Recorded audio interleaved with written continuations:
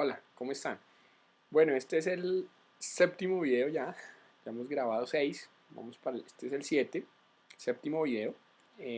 Los anteriores videos son sobre las fuentes del derecho, o sea, vimos la definición de derecho, las fuentes del derecho, ley, doctrina, ley, jurisprudencia, doctrina, costumbre, principio general del derecho.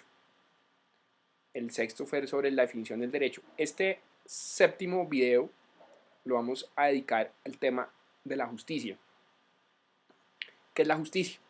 ¿Qué tiene que ver con el derecho? Obviamente, ¿no es cierto? Porque uno dice, bueno, ¿cuál es el fin del derecho? Pues el fin del derecho es lograr la justicia en la sociedad. Y precisamente la justicia busca que haya paz y convivencia entre las personas, lo que yo comentaba en videos anteriores. Si en una sociedad no hay justicia, si en una sociedad hay gente que cree que es injustamente tratada, pues en esa sociedad no va a haber concordia, no va a haber armonía, ¿no es cierto? Y quien debe buscar la justicia, pues es el Estado que busca el bien común. Curiosamente, yo no quiero hacer editoriales, no son videos de opinión, de cuestiones políticas, pero por ejemplo por ahí hay un señor que se autodenomina libertario. Entonces que él decía que por qué los políticos tienen que decirle a la gente cómo se tienen que educar. Pues señor, es que los políticos tienen la obligación de determinar ciertas directrices en la sociedad, entre esas la educación. Velar porque la gente tenga una educación determinada, y cuando usted va a las urnas y elige un señor para que sea el alcalde o el congresista o el presidente, usted le está dando un poder, un mandato para que ese señor determine unas directrices. Por ejemplo, qué impuestos tiene que pagar usted, qué educación tiene que tener usted mínima, qué requisitos deben tener para usted tener determinada profesión. Eso es lo que hacen los políticos. No vivimos en un mundo donde cada quien hace lo que se le da la gana. Para eso existe el Estado que vela por el bien común. Entonces, el Estado vela por el bien común, ¿no es cierto? Trata de que la gente, pues que el que tenga el poder, ya sea económico o físico, pues no aniquile al que tenga menos poder físico o económico. Para eso está el Estado.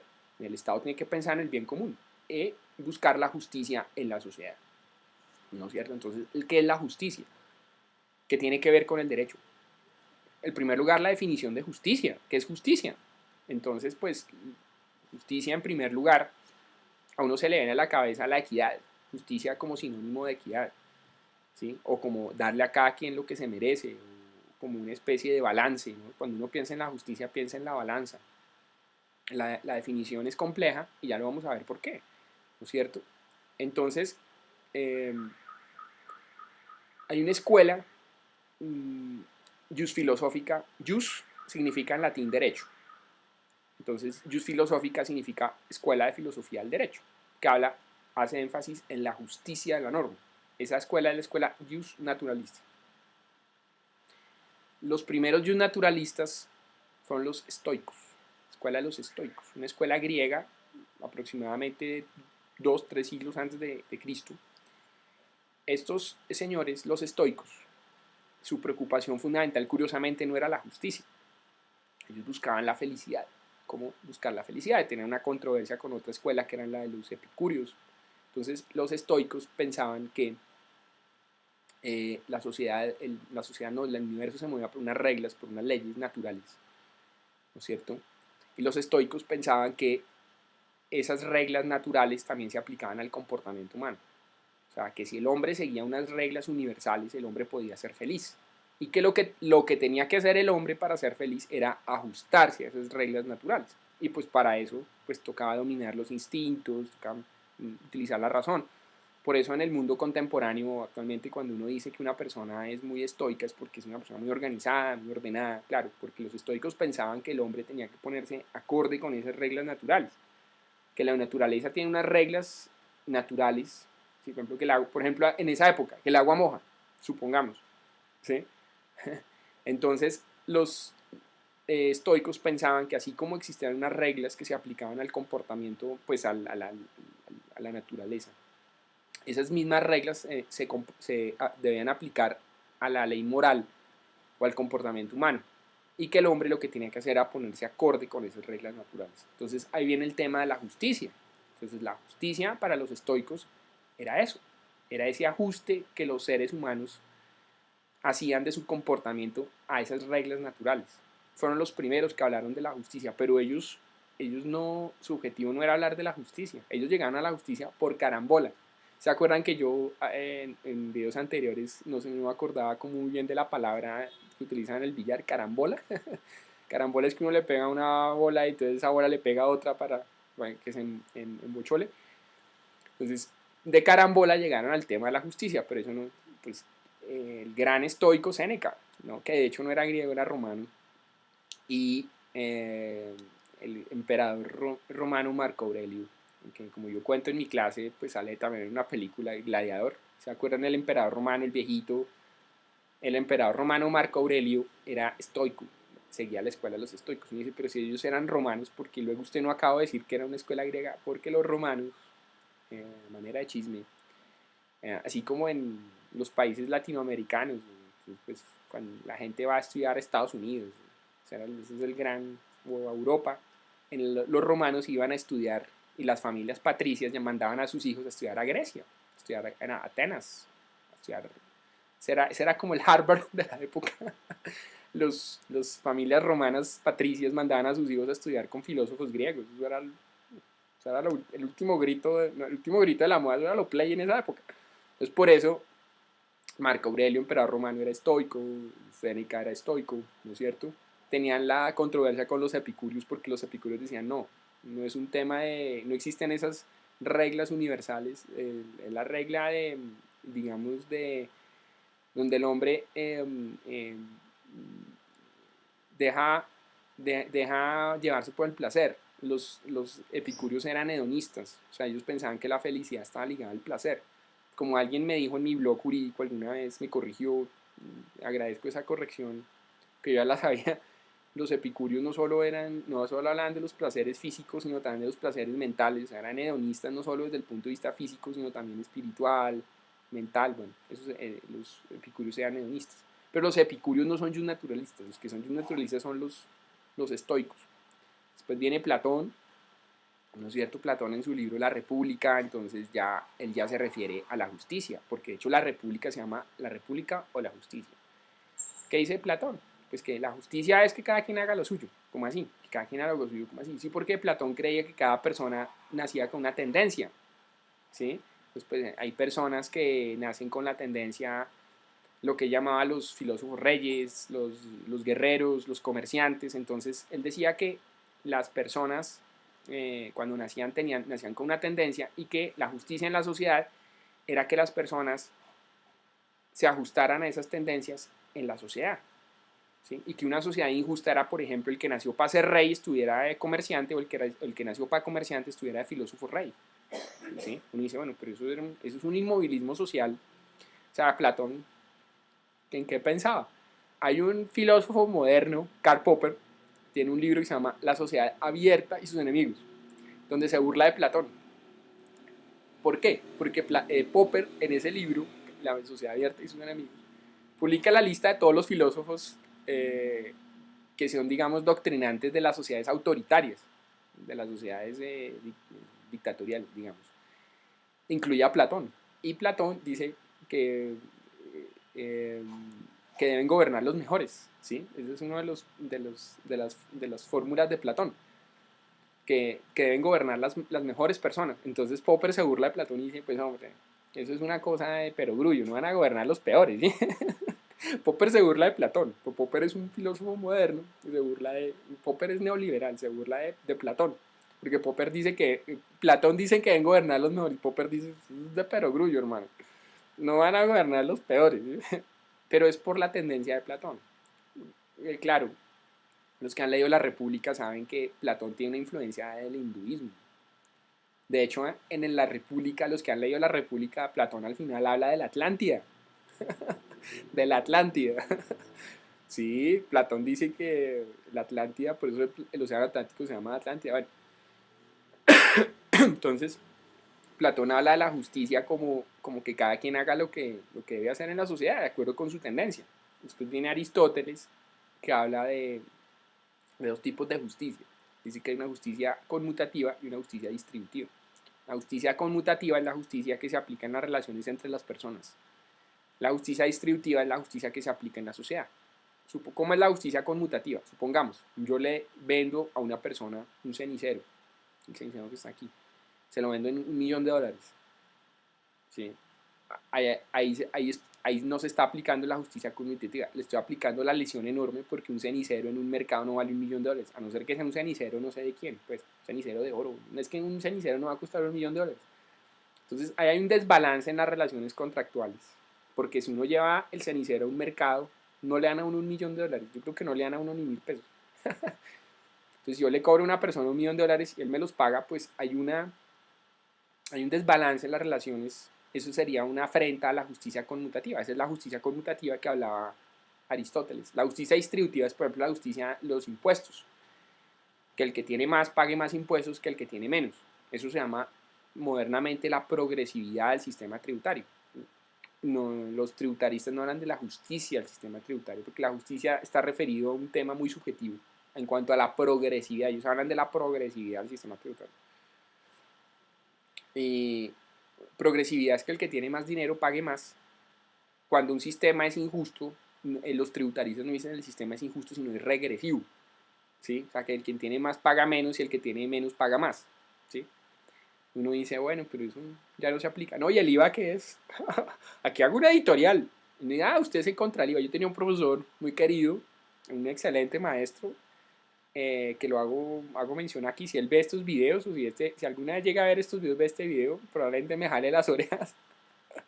Doctor Mauricio Plazas fue mi profesor de Hacienda Pública en el Rosario. Doctor, yo fui monitor de él incluso también. Por eso le mando un saludo al doctor Mauricio Plazas, un estupendo, fue uno dentro de un estupendo profesor, uno de mis maestros.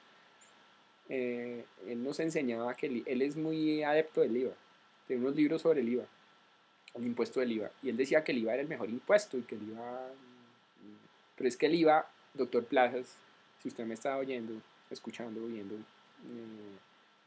el IVA no es no es un impuesto progresivo. ¿Por qué? Porque el IVA no tiene en cuenta un elemento de la economía que es la utilidad marginal del dinero. Y es que el dinero tiene un valor subjetivo. Me explico. Una moneda de 50, ¿cuánto vale una moneda de 50 pesos? Pues 50 pesos. Pero es que una moneda de 50 pesos en manos mías y en manos de otra persona, por ejemplo Luis Carlos Sarmiento Angulo, el hombre más rico de Colombia, no tiene el mismo valor. ¿Sí? Para mí 50 pesos son 50 pesos. ¿Qué va a pasar viendo con 50 pesos? Yo creo que él ni siquiera debe conocer las monedas de 50 pesos. ¿Sí? O sea, el dinero tiene un valor subjetivo. Eso es la utilidad marginal del dinero. ¿Sí? Las personas que más dinero tienen, para ellos subjetivamente el dinero tiene menos importancia. Para las personas que tienen menos dinero, el dinero tiene más importancia. Eso es una cosa de la economía y eso no lo tiene en cuenta el IVA. ¿Sí? Entonces los adeptos del IVA dicen que, pues, que el IVA lo pagan los que, por ejemplo, si usted va a comprar un Mercedes-Benz y tiene que pagar IVA, pues eso sí, ¿quién le manda a comprarse un Mercedes-Benz? Pero no es lo mismo que yo me compre un Mercedes-Benz a que Luis Carlos Sarmiento Angulo, el hombre más rico de Colombia, pues no lo digo yo, está en la revista Forbes, todo, compre un Mercedes-Benz para mí y pagamos el mismo IVA. Y el IVA no tiene en cuenta eso, pero bueno, porque el IVA es un impuesto indirecto. Hay una discusión, eso es la justicia distributiva en esta discusión, esa es la discusión de la justicia distributiva, de lo que hablaba Aristóteles. Después vienen unos naturalistas religiosos como Santo Tomás, como San Agustín, que ellos ya dicen que la justicia no es de principios universales, sino de la justicia de Dios, que Dios crea unos principios universales. Entonces, por ejemplo, Santo Tomás, que hablaba de la ley divina, la ley natural, la ley humana. Entonces, ¿cuándo la ley humana es justa? Cuando está conforme con la ley de Dios. ¿Y cómo hace uno para conocer la ley de Dios? Pues primero utilizando la razón, según Santo Tomás, pero después utilizando la fe. ¿Sí? Entonces, claro que todo esto también basado, pues estos son filósofos católicos. ¿Sí? Entonces, pues utilizando la Biblia. Entonces, pues, ¿cuáles son las fuentes? Las fuentes cristianas. Ellos creen en Dios. Entonces, quien determina las leyes universales es Dios. Entonces uno, para que la ley humana sea justa, tiene que estar conforme con la ley divina. Después vienen los naturalistas racionalistas, que son los después del siglo XVI, siglo XVII, después del Renacimiento, cuando empieza la edad moderna o la era moderna. Entonces ya ellos ya no hablan, por ejemplo, Samuel Pufendorf, Hugo Grocio, ellos ya no hablan de la ley universal creada por Dios, sino la ley universal, pero que los hombres la conocen por medio de la razón, ya no por la fe, sino por la razón, y no por la Biblia, sino porque el mismo hombre se pone a buscar esas leyes universales que se aplican al comportamiento humano, pero a través de la razón. ¿Cuál es la diferencia entre estos y los estoicos? ¿Cierto? Porque dice, pues eso suena como a los estoicos, que los estoicos no, ellos no les importa el tema del derecho. En cambio, ya a los naturalistas racionalistas sí les interesa el tema ya del derecho. Son naturalistas racionalistas, a diferencia de los naturalistas religiosos como Santo Tomás o como San Agustín. Uno dice, bueno, ¿qué pasó con el movimiento, por ejemplo, tomista? Pues Santo Tomás nunca lo engavetaron. Por ejemplo, en Latinoamérica y por ejemplo en Europa ustedes saben que hay una universidad que retomó el tomismo en el siglo XIX, la Universidad de Lovaina, la Universidad Católica de Lovaina, el neotomismo en América Latina. Monseñor Rafael María Carrasquilla, que entre otras fue rector del Rosario, de la Universidad de Rosario en Bogotá, él era neotomista. Retomó a Santo Tomás. De hecho, en el Rosario, el fundador de la universidad quiso que se aplicara el método tomista en la enseñanza. Me dirán, bueno, pues es como de la Edad Media, Santo Tomás, siglo XIII, ¿cómo se va a aplicar ahora el método tomista? Claro, obviamente ha pasado mucha agua debajo del puente, pues obviamente hay que modernizar todas esas posturas y posiciones de filósofos que para su tiempo tenía validez, pero hoy en día validez histórica, ¿no? Hoy en día hay otras discusiones. El tema de la justicia sigue siendo el gran tema en las universidades norteamericanas. Acuérdense, por ejemplo, el libro de Amartya Sen sobre la justicia, Amartya Sen. Y pues la discusión de las grandes universidades americanas, del gran filósofo norteamericano de los últimos tiempos, Ronald Dworkin, profesor en la Universidad de Oxford, después profesor en la Universidad de Nueva York, sobre el tema de la justicia. Entonces, Dworkin decía que cada sociedad tenía unos principios, que el juez tenía que conocer esos principios, que lo llama el juez Hércules porque es un juez que conoce de economía. Entonces, el juez tiene que saber los principios generales de cada sociedad, ¿sí? ¿Por qué menciono a Dworkin? Por el tema de la justicia.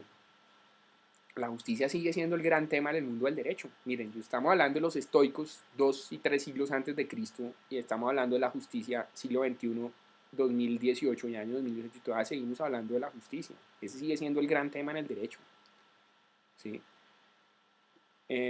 Sigue siendo el gran tema en el derecho. Alguien dice, bueno, pero esas discusiones, ¿cómo así? La justicia, eso ya se resolvió. No se ha resuelto. Porque es un tema subjetivo. ¿Sí? Y no. ¿Qué es justicia? Ustedes sí han escuchado que se habla de la justicia social y el derecho está muy ligado con temas, por ejemplo, de economía, ¿no? El tema de la justicia en la economía, todo eso. Entonces, pues ese sigue siendo el gran tema en las facultades de economía, en las facultades de derecho, la justicia, imagínense. Santo Tomás habló de la justicia, Platón, Aristóteles, o sea, y todavía ya mandamos gente a la luna, ya mandamos satélites a Marte, no sé qué, y de aquí todavía seguimos hablando de satélites, no se han mandado a Marte, se han mandado sondas. Una buena pregunta. Se han mandado bueno, al espacio y todavía seguimos aquí hablando de la justicia. ¿Sí? Ese sigue siendo el gran tema. Entonces Dworkin decía, no, pues, pues el objetivo es la justicia, pero el juez tiene que conocer los principios de cada sociedad. El juez no solo debe fallar con respecto a la ley, o mejor dicho, tiene que fallar con respecto a la ley, pero en un contexto donde hay unos principios del derecho. Entonces a Dworkin lo han tildado de ellos naturalista, algunos que dicen que sí, que no. Pues Dworkin, esa es la pregunta que yo les hago a mis alumnos cuando vemos este tema. ¿Ustedes creen que Dworkin es de un naturalista? ¿Quién cree que sí? Unos dicen sí, otros que no. Pues en estricto sentido Dworkin no cumple con las reglas del naturalismo, porque si ustedes ven los naturalistas creen que existen unas reglas universales. Dworkin no cree en esas reglas universales, él cree que cada sociedad tiene unas reglas, ¿sí? A diferencia de los naturalistas. Dworkin tiene eh, para los que no hasta ahora están mirando el tema del derecho, Ronald Dworkin tiene una discusión con otro filósofo británico, H.L.A. Hart. De hecho, hay un libro que se llama así, por ejemplo, en Colombia editado, sobre la discusión entre Hart y Dworkin, ¿sí? Porque supuestamente Dworkin es positivista y Hart es Dworkin es naturalista y Hart es positivista. Supuestamente. Hart es un filósofo que reemplazó a Dworkin en la cátedra de filosofía del derecho en Oxford. Entonces, al parecer, Hart empezó a echarle el agua sucia a Dworkin, empezó a decir que eso no es cierto. Se formó una polémica entre ambos. Dworkin como naturalista, entre comillas, y el otro como positivista. Pero realmente Dworkin no es totalmente naturalista, por lo que estamos diciendo acá, ¿no es cierto? Y Hart, pues, el gran tema de los positivistas es la validez del ordenamiento jurídico, cómo se valida el ordenamiento jurídico. Entonces, Hart habla que el ordenamiento jurídico lo valida, que hay una norma de validación, que es la Constitución, la gran norma de validación, que es la Constitución. Esto lo vamos a tratar en el siguiente video, sobre el tema de la validez de la norma y el positivismo. Sobre el justnaturalismo, que hay más que decir, o de la justicia de la norma. Pues a manera de editorial, pues que ese debe ser el objetivo del derecho, buscar la justicia. Alguien me puede replicar, pero es que la justicia es subjetiva. ¿Sí? Para lo que usted es justo, a otra persona es injusto. ¿Sí? Pero yo pienso que hay que utilizar el sentido común. ¿Sí? Por ejemplo, el tema del cenicero. Si yo le vendo a una persona un cenicero por $1.000.000 y esa persona me paga $1.000.000, pero ese cenicero en un mercado común y corriente, el mercado de las pulgas no me da ni 1.000 pesos, hay una injusticia. Yo he tratado con injusticia a la persona a la que le he vendido ese cenicero por $1.000.000. Yo creo que sí. O sea, hacemos una encuesta de 9 de cada 10, por no decir que los 10 dirían sí, eso es injusto. O sea, en el tema de la justicia hay que acudir al sentido común. ¿Sí? En temas económicos, pues está el gran debate sobre la redistribución de la riqueza, hasta dónde tiene que llegar el Estado, si el Estado simplemente tiene que ser un mediador, o si el Estado tiene que llegar a redistribuir. El Estado tiene que decir, ah, usted es pobre, usted es rico, entonces venga rico, yo le quito la plata y se la doy al pobre. Eso es lo que haría el socialismo, pero ¿eso es justo, hacer eso? Entonces, esa es la discusión que hay en economía también, entre el socialismo, el neoliberalismo, ¿no es cierto? ¿Eso es justo?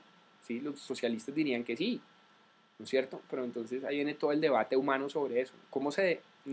Yo pienso cómo se resuelve eso. Pues yo no soy tan arrogante si esto se resuelve de esta manera y la justicia, esto. Lo que está en la discusión. Lo interesante es discutir sobre esto. El tema de la justicia para los que no son abogados es un tema que no se ha resuelto en el derecho. Todavía en las universidades europeas, en Estados Unidos, se debate el tema de la justicia. ¿Qué es la justicia? Claro, porque lo que es justo para usted, para mí puede ser injusto. ¿Sí? Vaya usted y pregúntele a los multimillonarios, ¿sí? Esa gente que tiene, no sé, $20.000.000, $30.000.000, si es justo que ellos tengan esa fortuna y que haya gente que no tenga para comer. Ellos le van a decir que sí, que es justo. Porque ellos son brillantes, son exitosos, que pues ellos tienen plata, bueno, y si hay gente que no tiene plata es porque es vaga o bruta o lo que sea. ¿Sí? ¿Sí? O sea, para ellos es justo tener muchísimo dinero y que haya gente que no tiene plata. Es justo. Para otras personas puede que sea injusta esa forma de ver la vida. Entonces ahí está el gran tema de la justicia, que tiene que ver con la economía, que tiene que ver con la ciencia política, ¿no es cierto? Ese es nuevamente, insisto, ese es el gran tema. Entonces, pues aquí mencioné varios autores, mencioné a los estoicos, mencioné a Séneca, a Marco Aurelio, a Platón, ya lo mencioné, a Santo Tomás, a San Agustín, los naturalistas racionalistas, Pufendorf, Eurosio. Ahí también pues aparecen los filósofos del liberalismo, John Locke, también hablan sobre este tema, los neotomistas, Monseñor Rafael María Carrasquilla, los filósofos de la Universidad de Lovaina, Ronald Dworkin, ¿sí? Que son los que están ocupándose de este tema, que todavía no se ha zanjado. Es un tema que existe. Los que no conocen el derecho, los que este video pues de pronto lo están viendo versados en derecho, y los que no son versados en derecho. Aunque pues videos están dirigidos más que todo a las personas que hasta ahora están estudiando el derecho. Pero la respuesta al tema de la justicia es que, pues ustedes ven, por ejemplo, el Papa Francisco. La iglesia tiene una posición frente a lo que se llama la doctrina social de la iglesia, frente al tema del capitalismo, la acumulación. La iglesia está en contra de eso, ¿sí? La encíclica del Papa Francisco Laudato Si, es más, yo tengo un video que se llama La Nueva Humanidad, que si lo quieren mirar, la encíclica del Papa Francisco pues ya es más clara sobre eso. Habla que vivimos en un sistema de convivencia humano que no es justo, ¿sí? No es justo porque en la práctica estamos destruyendo el planeta y estamos destruyendo a nosotros mismos. Alguien dice, pero no le meta editorial. Usted está explicando la justicia, qué es la justicia, qué tiene que ver con el derecho. Punto. No más. No se meta a hablar de más cosas.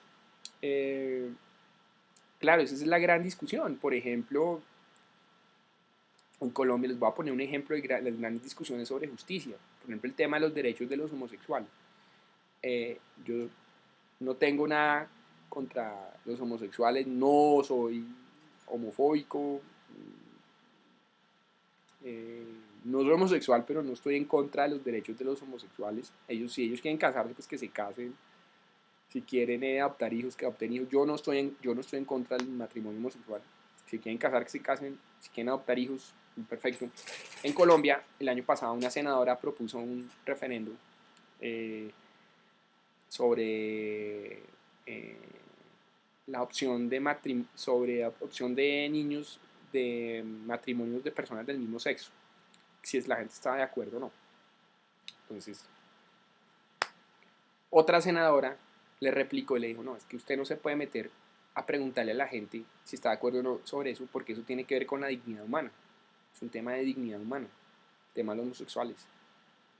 Entonces, esta senadora no es abogada, ahí está aplicando el justnaturalismo. El justnaturalismo piensa que hay unos derechos per se que incluso no se pueden determinar de manera democrática. ¿Sí? Así como la Corte Constitucional, por ejemplo, en el caso de la interpretación de la moral, en el caso del Código Civil, dijo que era una moral por consenso. O sea, que era la sociedad la que determinaba lo que era bueno y malo. Pero en otra sentencia, la Corte Constitucional ya se mete con el tema de los homosexuales y dice que va en contra de la dignidad humana, pues afectar sus derechos. La Corte Constitucional, de hecho, se metió en el tema del matrimonio homosexual porque decía que había un déficit legislativo. La Corte Constitucional colombiana tiene la teoría que si el Congreso no legisla sobre un tema, por ejemplo el tema del matrimonio de los homosexuales, la Corte lo hace por déficit legislativo.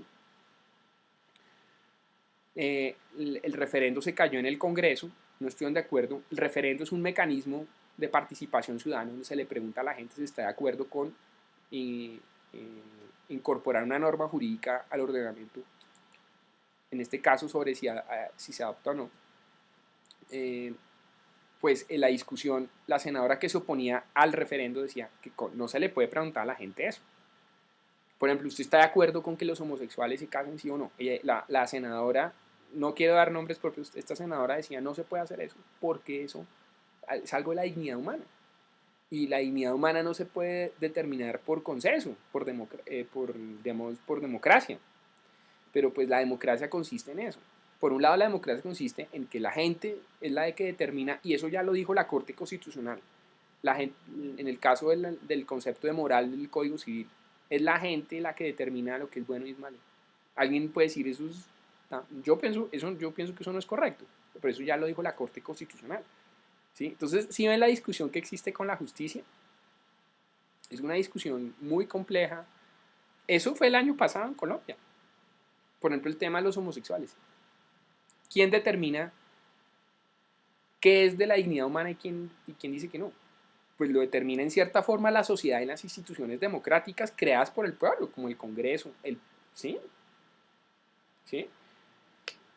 Alguien dice, bueno, pero no todo lo justo es legal. De acuerdo, ese es un tema que lo vamos a ver en el siguiente video. No todo lo justo es legal y no todo lo legal es justo. Hay normas que son legales pero no son justas. Y lo vamos a ver en el video siguiente sobre la validez de la norma. ¿Sí? Pero ahí está la discusión sobre el tema de la democracia. Por ejemplo, ustedes han visto el tema del populismo. ¿Sí han visto? Por ejemplo, en Latinoamérica, pues después de Chávez, que vinieron una serie de gobiernos, pues las personas que son de otros países todos lo sabrán. mejor que yo ese tema. El populismo, a Trump también lo han vinculado como populista. Eso en ciencia política no se llama populismo, se llama demagogia. La demagogia es eh, la degradación de la democracia, ¿sí?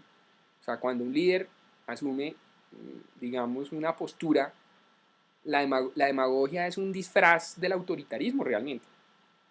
No es democracia. La demagogia es cuando un líder autoritario, arropándose de demócrata, asume una serie de posiciones, pero no para beneficiar a la colectividad, sino para beneficiarse a sí mismo. O sea, la demagogia es un tipo de autoritarismo.